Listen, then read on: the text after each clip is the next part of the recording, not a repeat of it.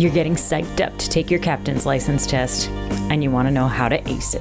Ahoy hoy, I'm Captain Boomy's professional mariner, but we're talking about study time, so let's head back to my other desk. In this video, I'm going to break down what the different sections are, what ways you need to study, what scores you need on each of those sections, and how to cheat. I mean, how to not screw up on the trickier questions. Plus, we'll check in with my dad, who has passed his test, and he's in the application process, which will be the next video. First things first, you might not need this video at all. If you are taking your OUPV and master upgrade class through a school, they have a set number of tests and therefore test questions, so they can kind of tailor the experience to you and what you're going to be tested on. Now, a good school is not going to just teach to their tests. A good school is going to go through everything you need to know, and it's going to be a tough one. That being said, that doesn't mean they don't know how to go, pay attention to this, pay attention to this. If you're not taking it through a school, you have some studying to do. But it helps to know the sections and to focus on the parts that you need a better score on. There are 4 sections total: rules of the road, navigation general, chart plotting, deck general, and safety. Each one of those sections has a different score that you have to get on it. You must pass each individual module independently.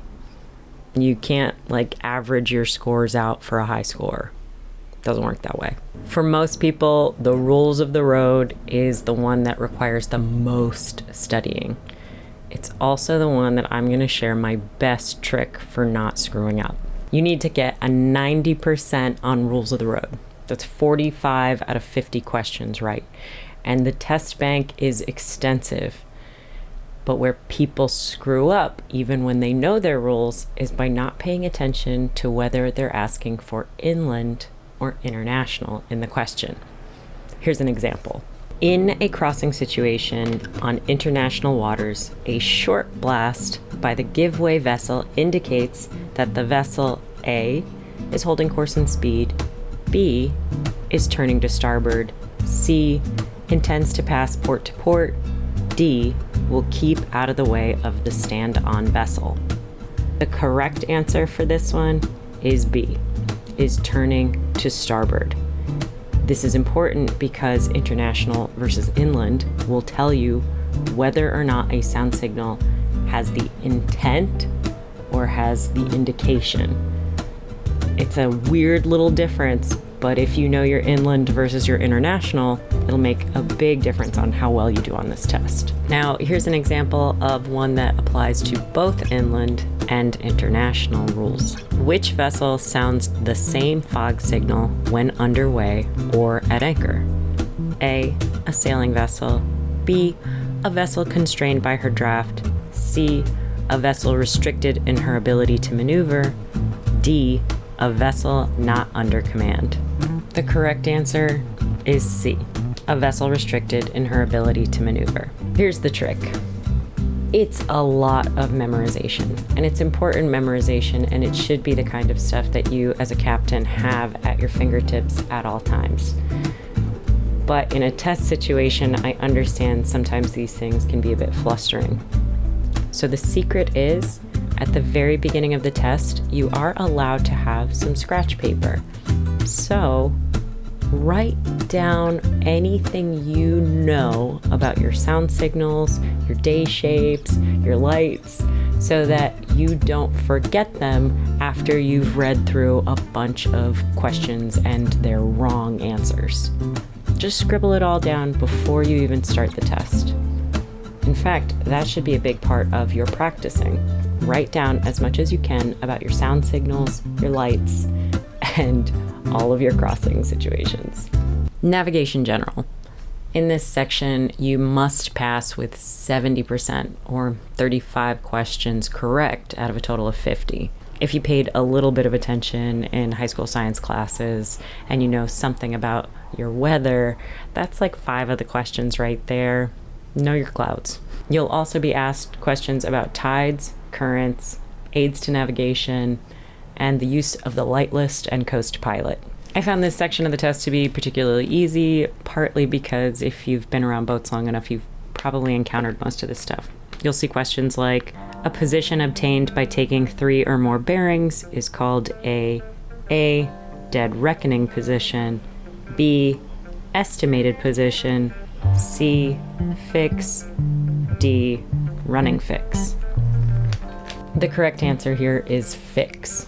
Again, it's the kind of thing that if you've been on boats, which you should have been doing 60 days worth, and you're around people who were speaking nautically at least a little bit, you probably know the answer to a lot of these questions. So maybe there is a bit of vocabulary in here if you are, for example, somebody who's only ever run your own boat and you're just now learning all of these details. So it shouldn't take you too long, though, to get used to a lot of this vocabulary. Pick up a book. Books I recommend, Chapman. Link in the description below, and if you use that link, then I get some money, so use it aggressively. Now seriously, here's another easy one. The period at high or low tide during which there is no movement of the water is called A, range of the tide, B, plane of the tide, C, slack water, D, reversing of the tide. If you've gotten to this point and you think you deserve a captain's license, if you didn't say slack water immediately, maybe go floating with some other people for a little bit. Go work for a water taxi or something. They'll help you get straight. Chart plotting. Now, this is one I highly recommend you do some practice with before you get into a testing situation. Lots of folks do not know how to use their paper charts, and this section of the test is pretty aggressive. You have to have 9 out of 10 questions correct. Doesn't give you a lot of room. The best way to cheat at this section of the test is to know the chart already for where they're going to be testing you on.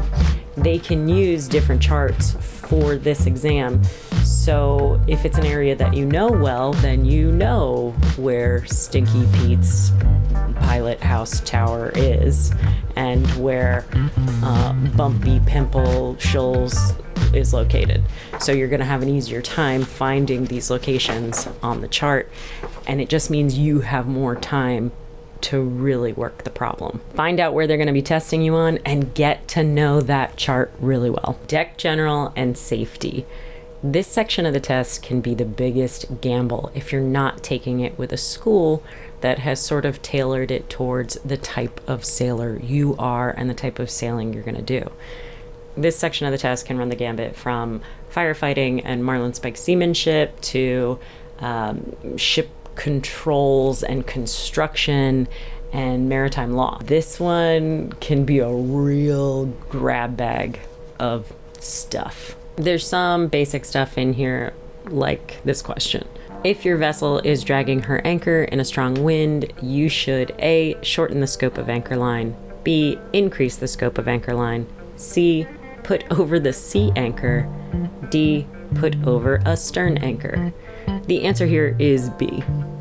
And if you don't know that, why are you getting your captain's license? There is some in-depth marlinspike stuff in here. For example, an advantage of nylon over manila is that nylon, A, can be used in conjunction with wire or spring lay rope, B, can be stored on decks exposed to sunlight, C, will stretch more before breaking, D, gives audible warning of overstress, whereas manila does not.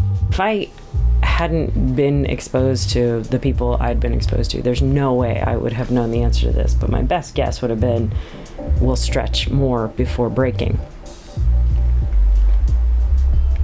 Because manila is depressing and nylon is plastic.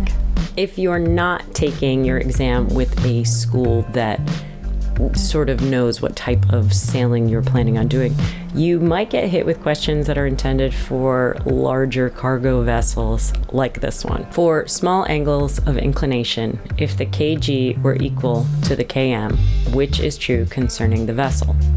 A, the vessel possesses negative stability. B, the vessel possesses positive stability.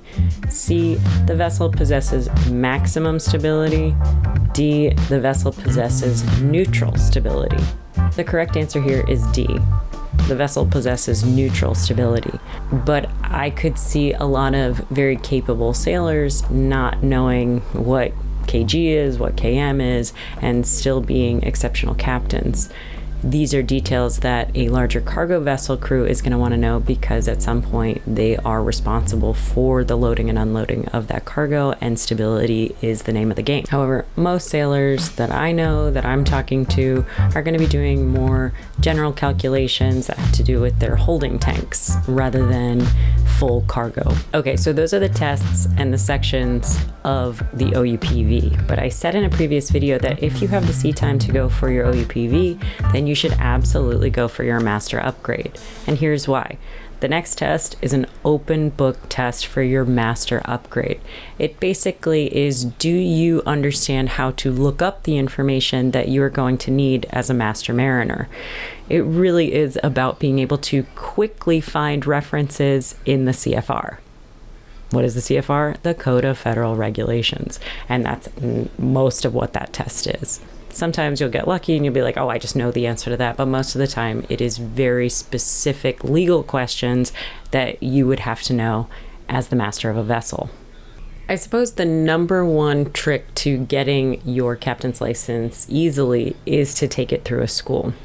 And there's a couple more benefits to this that I want to recommend. Take it through a school because, one, they're going to tailor the exam questions to the type of school that it is. So if you are cruising around the Chesapeake, for example, they'll actually use the Chesapeake Bay chart for the plotting portion of the test, which is awesome because it really helps you get to know parts of the bay you might not have known before, but really dials in on knowledge you already have if you're a sailor around here. This is an advertisement for the Annapolis School of Seamanship, who took on my dad to help him get his renewal for his captain's license. Yes, if you let it lapse, you do have to retake all the tests. The other reason to take it through a school, job placement. I got all of my earliest jobs from from my STCW class, if I'm 100% honest. If you're taking education with other mariners, you bond, you get to know each other, you get to learn what kind of skills each person has, and you get to learn about potential employment that they're going for, or that they might have for you in the future, or that you might run into them and they'll be the one hiring you. Go to a school for that. It's great networking. Now, if you're really dead set on taking the exam raw dog, I'm very impressed with you, and you're gonna have a lot of studying to do. I highly recommend that you get a bunch of different books to study from. They will be a major part of your exam prep. And then finding practice tests is kind of tricky, so I also recommend a couple other books that have some of the exam questions that are approved by the United States Coast Guard. Good luck to you, Captain. Oh, also, if you like my hair, go buy a bottle of my product. It is Windward Curl. I normally have some sitting around here, but of course I don't. Fancy image of some other type. Throw it up there. And you know, go listen to my podcast and say nice things about me in the comments. I'm tired of having people say negative things. Say nice things. Lots of them. Talk about how good my hair looks. Don't do that. Talk about how much you're going to study. Because I think the algorithm will get very confused about what kind of video this is otherwise. Cheers. Oh my gosh. Did you like and subscribe? Did you? Talking to a camera by yourself is weird.